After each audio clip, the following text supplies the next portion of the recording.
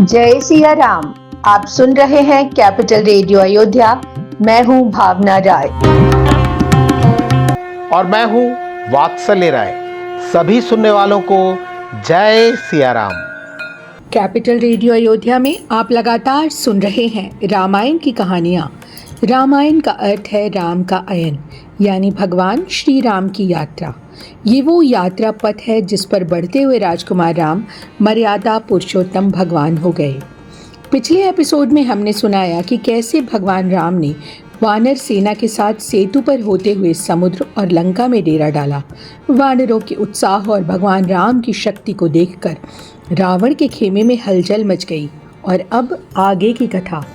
निज बिकलता बिचारी बहोरी, बिहसी गयो गृह करी भय भोरी।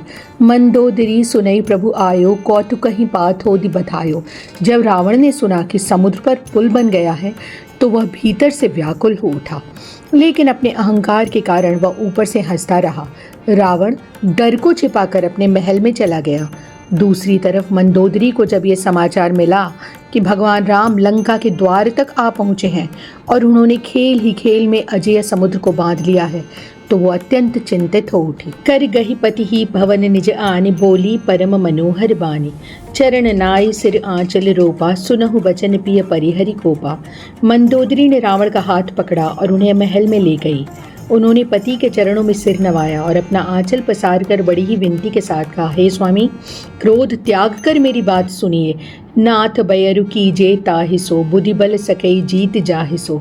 तुम ही रघुपत ही अंतर कैसा, खल खद्योत दिन करहि जैसा। मंदोदरी बोली कि वैर उससे करना चाहिए जिसे हम बुद्धि या बल से जीत सके। आप में और भगवान श्री राम में वही अंतर है जो एक छोटे से जुगनू और प्रचंड सूर्य में होता है।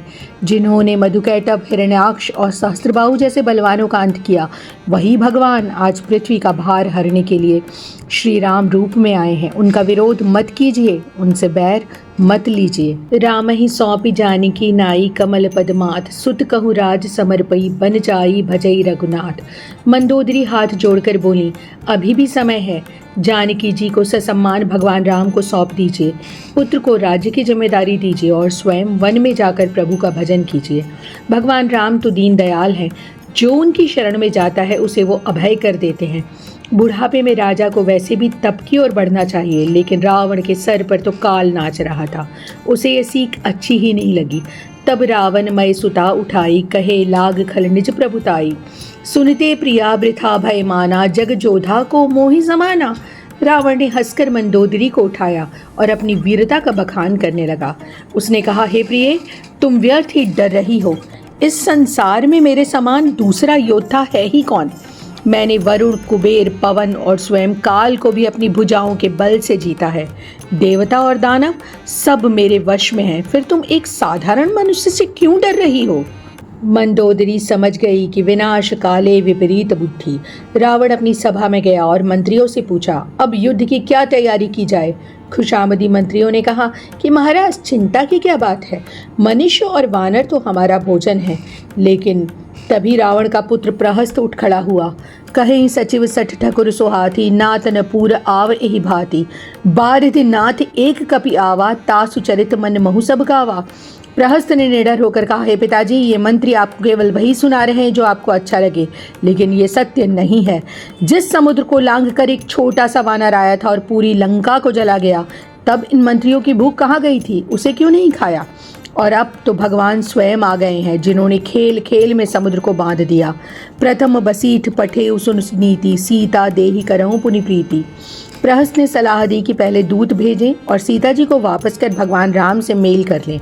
यदि वो मान जाएं तो उत्तम है, अन्यथा युद्ध तो होगा ही। लेकिन रावण अपने ही पुत्र पर क्रोधित हो उठा और उसे कायर कह दिया। प्रहस्त दुखी होकर वहाँ से चला गया। वो समझ गया काल के वश में व्यक्ति को दवा भी जहर जैसी ही लगती है। संध्या समय जानी दस सीसा, भवन चले निरखत भुज बीसा। लंका शिखर ऊपर अगारा, अति विचित्र तह होई अखारा। शाम हुई तो रावण अपनी 20 भुजाओं को देखता हुआ लंका की सबसे ऊंची चोटी पर बने अपने महल में गया। वहाँ नाच गाने की महफिल सजी थी, अप्सराएं नृत्य कर रही थीं और संगीत बज रहा था। रावण अपनी मृत्यु को सामने देखकर भी भोग विलास में डूबा था। सुनासीर सत सरिस सो संतत करई बिलास, परम प्रबल रिपुसीस पर तद्यपि सोच न त्रास। सैकड़ों इंद्रों के समान सुख को भोगने वाला रावण यह भूल गया कि उसके सिर पर स्वयं भगवान काल के रूप में खड़े हैं।